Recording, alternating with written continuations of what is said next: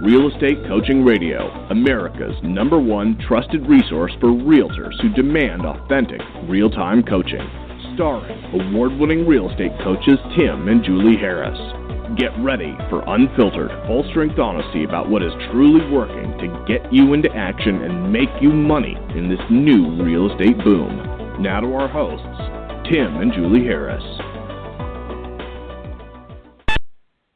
Welcome back to Real Estate Coaching Radio. We're your hosts, Tim and Julie Harris, and we actually have a new contributor to the daily show, Gina Masters. And Gina, as some of you guys know, is the producer of the show, and she's also in charge of all the articles on our website, Tim and Julie Harris. So what we're going to have Gina do every day is she's going to let us know what the top read stories are on the blog and maybe give you guys a little motivation incentive to go over there and read the articles yourself. So Julie and Gina, welcome to today's radio show. Thank you. It's great to have Gina on, too. Yeah. Yeah. Hey. And by the way, listeners, the topic of today's show is the top 10 reasons you didn't get the listing and secrets to getting it signed. So what we're going to do is we're going to go through all the reasons why you may not have taken that listing, and we're going to give you the problem. We're going to give you the fix. So this is another one of our fun calls. And as always, our radio shows are designed specifically to get you guys into the mindset of taking action. So these are going to be very practical, tactical things, not a lot of mindset stuff. We focus on the stuff that's actually going to put you into action, help you to help others, and obviously make you money. So Gina, let's talk. What are the top maybe 2 or 3 read stories over on timandjulieharris.com, the stories the agents are really vibing with? Okay, Tim. Well, first of all, I think the top story from just a few days ago, we put this on, I want to say, either Thursday or, a Thursday evening. There was a late-breaking story. Will the Consumer Financial Protection Bureau, the CFPB, put an end to Zillow's Premier Agent program? Super hot topic. Yeah, that was. And, everyone, you guys need to listen to that. We talk about all the time about as someone else said, the buying leads bubble coming to an end. Well, maybe it is faster than we think, because it seems that the program, and I don't want, Gina, your writers wrote this article, and I don't want to get the facts wrong, but it would seem that the program where the brokers and agents share the cost of the lead, that may be in question as far as the legality. I guess it's some Section 8 of some specific mortgage clause or something or another. Yeah. So pay attention to that. If you're RESPA, right. So, it's funny, Gina, I was talking, you were in real estate for a long time before you started working with us, and I wasn't surprised at all that people were questioning, the fact that it always has felt like a RESPA violation, hasn't it? I mean, when that came out, when Zillow started doing that, I thought to myself, and I know a lot of you guys did the same, hey, isn't there supposed to be a very clear line of delineation, and there's not supposed to be any money passing in between the mortgage guys and the real estate guys and all this other stuff? And I talked with some of my top producing personal coaching clients about this, and they're like, duh, it's illegal. I mean, does that surprise you, Gina, when you were researching the article? Well, on the surface, it seems like a really great idea. It's just like, why wouldn't you want to pair up with your preferred lender? And this all makes sense. And the thing is, offline, that kind of thing makes tons of sense. We do it all the time. We take each other to lunch. We do all these, kind of like coming together type events. Mortgage lenders will often participate in, open houses. They'll provide flyers for you. They'll come in and offer to sit with you to enhance your open house experience. So we do these things, but then when you bring it online with Zillow Premier Agent Program, you start to read into how it works and how, like you said, the money starts changing hands in terms of them paying for your stuff. And then it's like, wow, it really does seem like a violation, doesn't it? It does. It's like the very thing they told. Yeah. It's a very thing they told us never to do. Yeah, exactly. All right, so cool. So readers, go over to timandjulieharris.com. I know a lot of you listen to us on iTunes. All right, so what would be the second most read, talked about, focused on story on timandjulieharris.com? Oh, goodness. Let's see. We've had some really great ones this past week. We always do really great with the celebrity articles. That's always a fun thing, checking out what people are doing. We've got another really good one coming up. But let me see here. Perfect Ooh. Lead generation, how to create your perfect prospecting environment. You guys talked about that one not too long ago. That one's great. Yeah, that one had a ton of comments. I know. People love that. Tons of comments. That always does really well because, you can't really do great lead generation without a great environment. So, guys, here's the bottom line. Make sure you're reading the articles on timandjulieharris.com. I know a lot of you listen to our radio show every day, and I certainly appreciate that. But we've got so much more stuff for you guys. Just hop on over to the website and make sure you read everything. So, Gina, we'll have you on tomorrow. Let us know what the top read stories were for today, tomorrow, and we'll talk with you tomorrow. And so, Julie, any specific shout-outs or any folks you'd like to recognize before we get to today's topic? Well, we have a client that has a brand new baby. Tracy Hines has a baby girl, Clover Jane, that was just born. So congratulations to her and her family. That's always exciting news. And then in other news, our longtime listener and coaching client, Glenn Doki, who's in Cary, North Carolina, had a great photo and said, following the coaching from last week, he was doing pre-open house door-knocking flyer with a raffle for a Starbucks gift card, and he shows that people are actually filling that out and putting it into the fishbowl, and it was a really great open house over the weekend. Cool. So nice job taking action, and congratulations on the new baby for Tracy. So, and then on to, so you didn't get the listing, why not? Topic du jour. Yeah, that's right. So, Julie, this is a fun topic because it really gets to the heart of it, right? So here's the situation. A lot of you guys are seasoned real estate professionals going on listings at this point in your career. You're using our system. It's very easy for you. It's almost like it's on autopilot when you're there, and you get the listing 9 times out of 10. But occasionally there'll be the listing you don't get, right?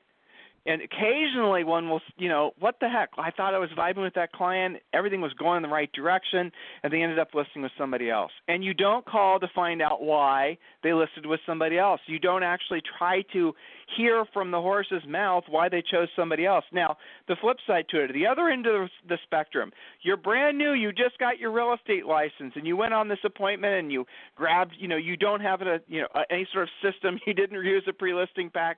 You didn't use Jack. You just showed up and you kind of just fire hosed them with a bunch of different stuff. Some of you got from your broker, some of you found on some private Facebook group, just all this stuff, and you just throw it at the seller.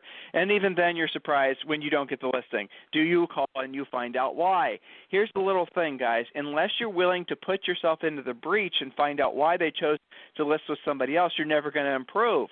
Oftentimes, I'll give you guys, this is an absolute true thing that happened to me. And it only happened once, to my credit, okay?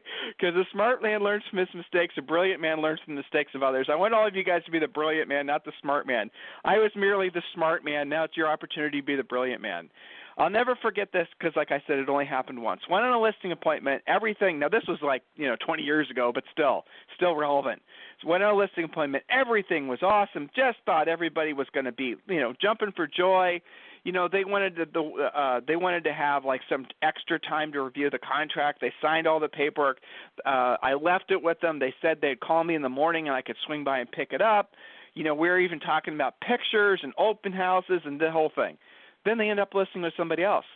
And then I call them up and I say, well, why did you end up listing with somebody else? And guess what their answer was? It was simply because the other agent, here it is, guys, are you ready for it? They said, asked for the business. They simply said that this other gal, despite the fact I got the paperwork filled out, the other gal simply said, can I have the listing? That's it. That was the only difference. She asked for her clothes, and this was a new agent too, by the way. She had no fancy clothes, she had no fancy script, she had no fancy pre-listing pack. By simply asking for the business, where maybe in these eyes of these sellers I came off as too assumptive, which was entirely possible, right?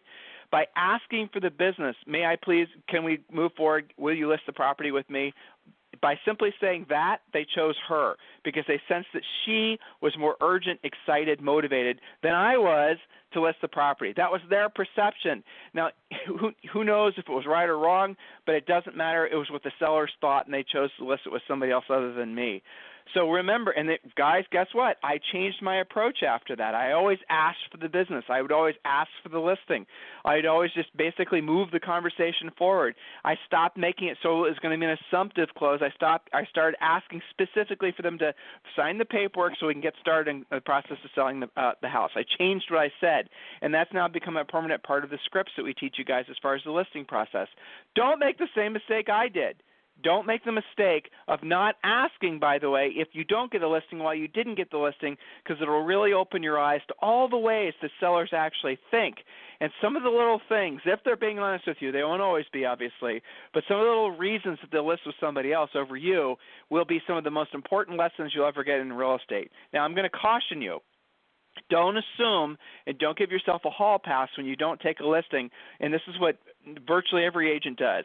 They'll say, oh, the other agent must have had some sort of personal connection with the seller.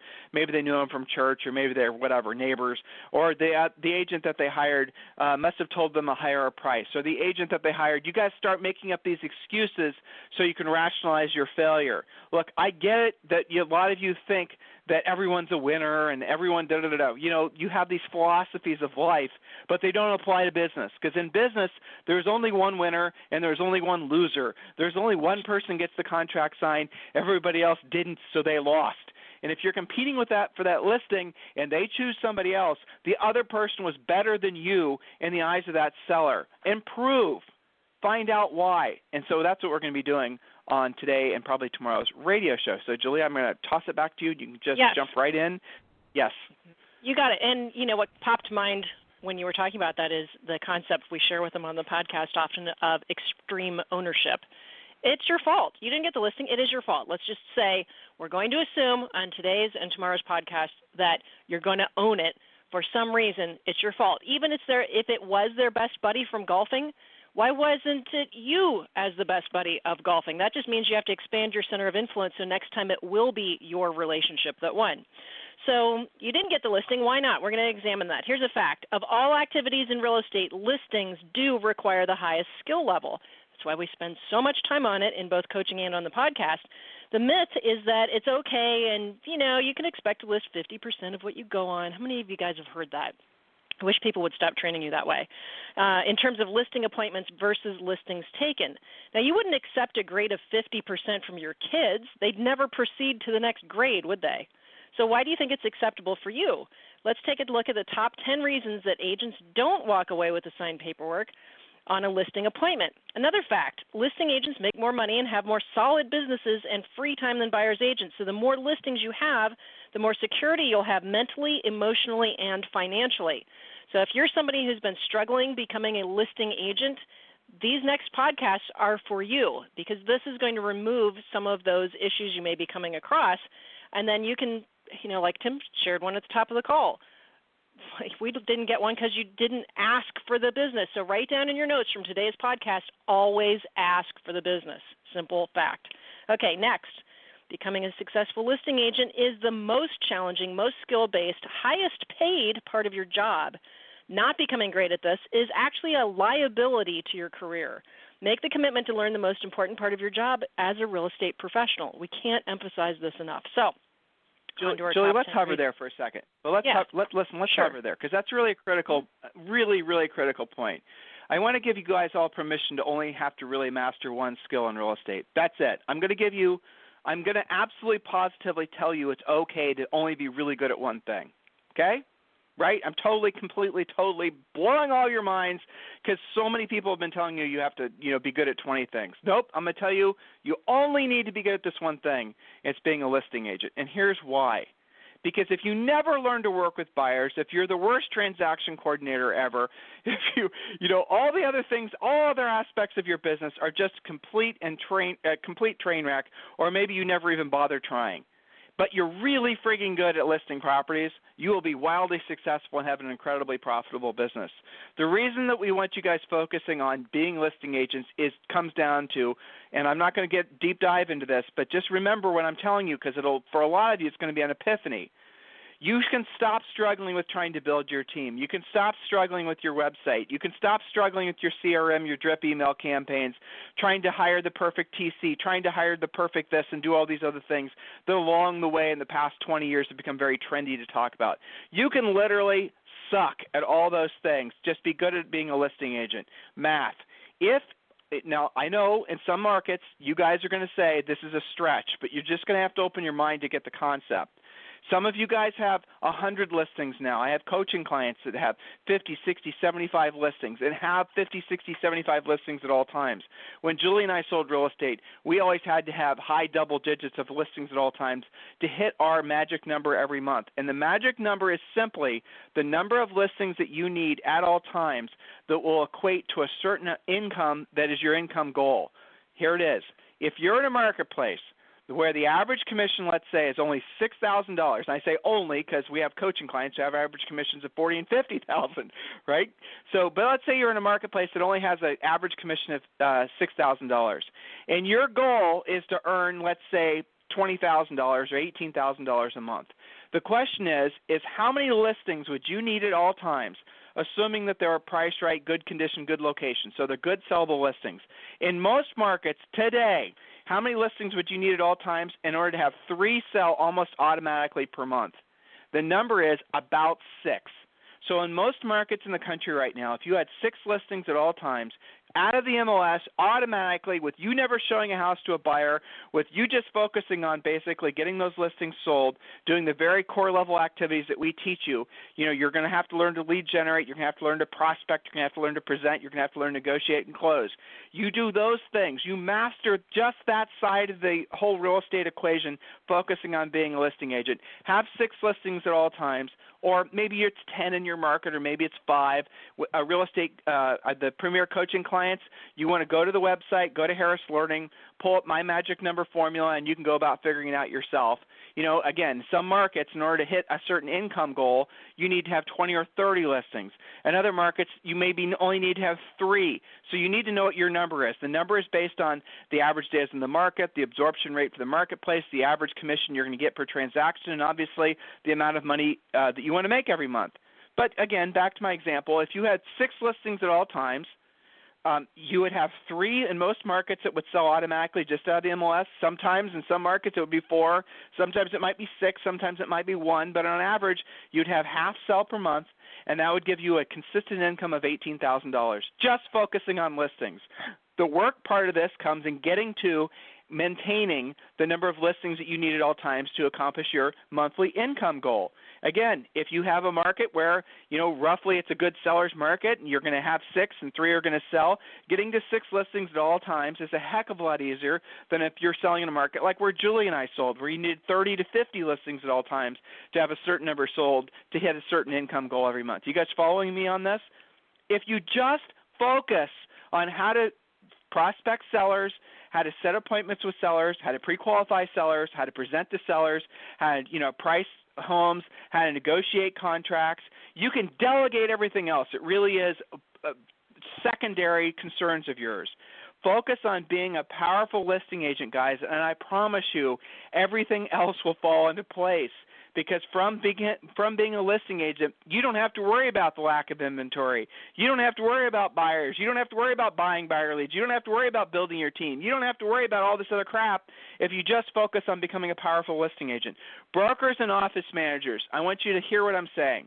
I know a lot of you guys have only been in the business for the past 10 years, and most of your agents have only been in the business for the past 10 years. So they've been raised on a steady diet of buying buyer leads and buying buyers and buyer blah, blah, blah, all this other stuff.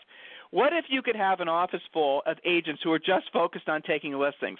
How much better of a brokerage would you have? How much better would the agent's mindsets be? How much better would your retention be? Because everybody would be making more money consistently. You would have for sale signs everywhere. You'd have essentially agents that were more professional, that were showing up, that were focusing on listing homes.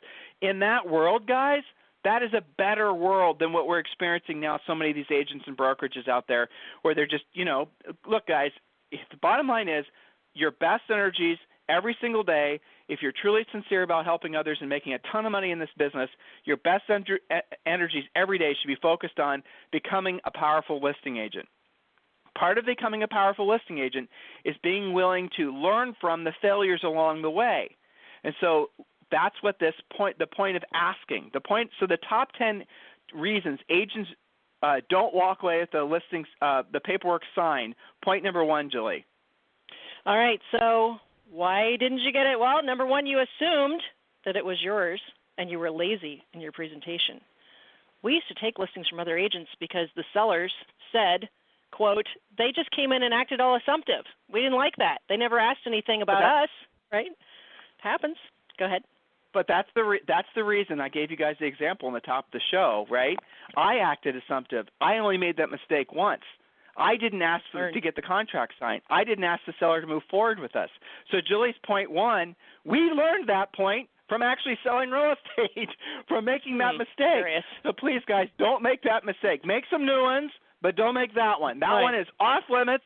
When you go on a listing appointment, you have to ask the seller to move forward with you and get the paperwork out of the way so you can get the process started. Or use our scripts that are part of the Premier Coaching Program. Point number 2, Julie. Okay, so let me just hover there just for a second because that manifests in a lot of different ways. If you show up late, that's assumptive, that it doesn't matter. You didn't give a real presentation. That's an issue for some people, is that they thought they were going there to just do the paperwork. The seller actually wanted and needed a presentation. Maybe it was a lack of pre-qualifying questions or simply not being that careful with price. Okay, so other things that don't look like you're being assumptive, like rescheduling, not looking or sounding your best, all that kind of stuff, little tiny mistakes, all very assumptive, so don't do it. Point number 2, you didn't know that you were competing for the listing. This is a result of not using a pre-qualification script. If you don't know whether you're competing or not, you're at a disadvantage. You should almost always go last in the lineup because it is the closing position. So, Tim, oftentimes agents will say, well, I don't want to know if I'm competing. It'll freak me out, So, I mean, that's a lack of skill issue, I think, because that means you freak out if you're under the gun and you have to compete. That's a skill issue. Go ahead. Well, sometimes they'll find out. Exactly. They're afraid to ask questions. They'll basically make it so that they're nervous, right? But if you guys know you're competing, Julie just gave you something that anyone who's been in the business for a long time knows. Always try to be last. Now, you might set your appointment and then find out that they're actually planning on interviewing other agents. I want you to take control of the situation and just ask. Say, listen, I want you to interview those other agents before you talk to me. Yes, guys, I mean you were rescheduling your appointment on them because it's really important that before we meet, you know essentially what the competitors are offering, what the other agents are going to tell you. That way when we sit down, you'll be ready to make a decision. Now, you might be in a situation where they won't reschedule on you, so you need to do something else that's equally as persuasive. Mr. Seller, listen, I really appreciate the fact you're interviewing other agents. It might be the best thing for you, but promise me one thing. Do not list the house with anybody else before we've had an opportunity to talk. Now, you can use this if you've basically already got the appointment and they won't move it with you, or you can use it if you're last and you know that they're maybe talking with 2 or 3 other agents before you. Mr. Seller, promise me that you're not going to list with anybody else before we've had an opportunity to talk. I'm going to send over my pre-listing pack. And the pre-listing pack, Mr. Seller, is what we call the Seller Survival Guide. That's 10 questions that you need to ask when you're interviewing any other agent. So pull that out of the pre-listing pack. Please review my pre-listing pack and use the questionnaire when you're interviewing other agents. And you'll notice, Mr. Seller, I've actually answered the questions myself on that same form. It's really important that you understand the differences of what I offer versus everybody else. So can I have your word that you won't list it with anybody else before, until we have an opportunity, obviously, to meet? And they'll say yes. And then there you go. So you guys have to be aggressive about it. In life, in business, there's one winner, there's one loser. And if you want the sale, if you're not listing it from your favorite Aunt Emma or your sister or your friend from high school, in other words, it's not a center of influence listing, you have to remember that it's competition. That one person's going to win, one person's going to lose. You have to get good at your sales skills. Guys, all it is just reading scripts, just saying what we ask you to say, how we ask you to say it, when we ask you to say it. It's not complicated, but it does require skill. Next point, Julie. All right, the next point is number 3. You didn't know what price the seller had in mind before you showed up. This is one of the biggest pitfalls that agents fall into. It doesn't mean that the seller is right about their price, but you should know what's going on in their pricing brain before you present your CMA. sometimes sellers know about private sales, especially these days, right, that may affect pricing. They may be a short sale, a relocation, or who knows, it could have been probate. Not every listing is in the MLS, guys. So if you don't ask, you're at a huge disadvantage. Here's the secret. Do not ever let the seller know more about the comps and stats than you do, okay? That makes you come off less professional. The seller should not know more than you do regarding pricing. Now, agents will say, I found out, they'll always blame the seller about this, right? So I used the pre-qualification. I asked what price they had in mind like I'm supposed to. And, man, they're $25,000 over what I was thinking. That doesn't necessarily mean that you should be canceling your appointment or writing that deal off. I always say this. Overpricing from a seller, remember, they're not you, they're not an appraiser, they haven't done a million CMAs like you have. It's either out of arrogance or ignorance. Arrogance is, I have to have my price in order to move. And even then, their price might actually be okay, especially in today's market where you've got competitive bidding going on. Or it's out of ignorance. Well, my house ought to go for $25,000 more because it's a lot nicer than my neighbor's house who just sold for that price. Well, they don't know that it matters that their house is smaller. It matters that they've got one less bedroom. It matters that they don't have the great view. It matters they don't have a walkout lower level. That's ignorance. They're not supposed to know how to price a house. But you can respond by saying, that's interesting. How did you arrive at that price? Well, I have an appraisal from 5 years ago, okay? Or my friend came in and just guesstimated because, they sell houses now and then. Find out what the reason is. It doesn't mean that you have to take their price. It just means you need to know where they're at in their mind, especially regarding motivation, okay? Oftentimes, expireds, we're hearing this a lot. Expireds will say, I know I was overpriced because I was building new construction and I didn't want to make myself homeless, okay? So that was a reason for overpricing. How did you arrive at the price? But go ahead. Okay, so 2 points. First of all, what matters most when you're working with a seller is, as Julie said about a million times there, motivation. So know what their motivation is. Use our scripts to pull out their motivation. The other thing is, as Julie also said, is don't be talking yourself out of a listing just because the seller thinks the house is worth more than what your CMA tells you. They will have inside information that sometimes you don't have. Again, use our scripts. One of the lines we want you to use when you're pre-qualifying the seller, when you're calling the seller up to confirm the appointment is, Mr. Seller, listen, I'm going to be spending a few hours working on your CMA, which is basically like a real estate agent's version of an appraisal. Out of curiosity, have you seen any properties that have sold in the last 90 days that you thought were similar to yours? Now, I'm going to have information on all those properties, but maybe you went through them during Christmas party, or maybe you went through them when they were for sale last time or whatever, and you might have opinions of value that would help me to pull out the best comps for your house and working on your value. Every single seller on the face of the earth will have an opinion of what their house is worth. Every single seller on the face of the earth will know what's sold recently or what is for sale, and they will then tell you what they think the comps will be. In doing so, they're also going to tell you what they think the house is worth. You guys with me? So the whole throwdown of who's going to be right about price and all the other sort of drama things that you guys live in fear of, if you follow our system and use our scripts, you're going to make it so you don't have those pressures. And I'm going to give you permission. I'm going to say it in front of 100,000 people right now. It is okay if you have to overprice a listing to overprice the listing. Don't try to make the seller wrong. You just need to do it ethically. You need to tell the seller. Let's say the seller has talked with 3 other agents, and those other agents have told the seller that the house is worth X where you think it's worth Y, right? And usually these are not huge swings, but they're enough that you're worried about the seller, basically not getting the house sold quick enough. I want you to say to the seller, Mr. Seller, listen, I can understand and appreciate why you think the house is worth, X when maybe the market, right? Don't say my CMA. Don't make it an ego thing, where the market might be telling us this. And I appreciate the fact that you have such an incredible backyard, and that doesn't necessarily represent, in the comps. I get it. I agree with you. So let's go ahead and list it at the price that you have in mind, but let's be in agreement after 2 weeks or 10 showings, whichever comes first, that will reposition the house on the market to correctly reflect the market's expectations. That's what we ask you to say versus lower the price, because that's something, if you say lower the price to a seller, I promise you're going to piss them off, all right? You guys get the point? So there's a finesse. There's technique to making all this work. Use the scripts. Like I said before, every single one of you need to be focusing all your best energies every single day on becoming listing agents. You got in this business because you wanted unlimited income. You got in this business because you wanted control and freedom of your schedules, and got in this business, most of you, because you wanted to build wealth.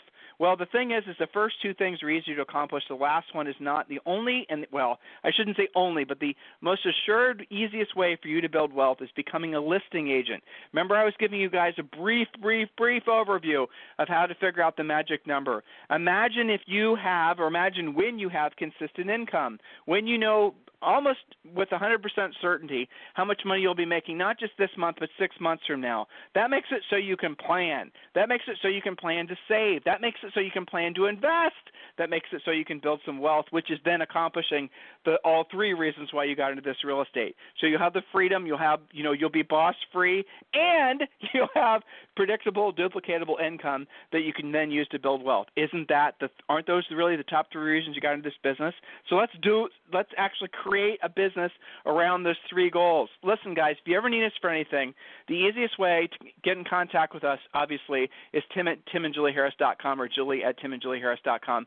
I am shocked and surprised that there's so many of you who are listening to us on a regular basis that have yet to request a free coaching call. You guys now, some of you are coming out of the woodwork. It's spring. You're listening to us. You're looking for motivation. You're looking for direction. You're looking for guidance. Here it is. Request a free coaching call, freecoachingcallsforagents.com. Just by requesting your free coaching call, we're also going to give you 6 free books. My 2 favorite ones are the Real Estate Treasure Map and Think and Grow Rich for Real Estate. Think and Grow Rich is, Napoleon Hill's book. Well, we've got real estate anecdotes throughout the book that you guys will love. Now, here's what happens after that. You will have the opportunity to schedule a coaching call with one of our new member coaches, and they are going to help you with one of the most critical parts of the Real Estate Treasure Map, which is all about your lead generation. You see, guys, this is a closed loop. We are going to get you started with fury. We're going to get you started with energy, motivation, excitement. You got to just take the action now so we can set you in the right direction for the rest of this year. Make this your best year ever. Why not? The heck are you waiting for? So go to freecoachingcallsforagents.com, freecoachingcallsforagents.com. If you need Julie and I for anything, it's tim@timandjulieharris.com or julie@timandjulieharris.com. Guys, listen. Thank you for helping us to be the #1 podcast for real estate agents. And thank you very much for all the great feedback that we're getting from all of you on timandjulieharris.com. If you've yet to leave your absolutely fantastic, glorious, praiseworthy feedback on iTunes, I'd certainly appreciate that as well. We have a really cool guest this Thursday. We're going to pick up where we left off we're going to pick up where we left off tomorrow, and we're going to give you the top 10 reasons why you didn't take the listing. And again, my goal, Julie's goal, all of our coaches' goal from doing today's and tomorrow's show is so that you learn from the mistakes of others so that you don't have to make those same mistakes, and that'll shorten your learning curve and obviously will get you to where you want to go financially faster. Have a fantastic day. We'll talk with you on the radio tomorrow. This program has been a presentation by Tim and Julie Harris, Real Estate Coaching. For more information on our real estate coaching and training programs, visit our website at timandjulieharris.com. Remember to tune in weekdays at noon for upcoming shows, and until next time, thank you for listening to Real Estate Coaching Radio with Tim and Julie Harris.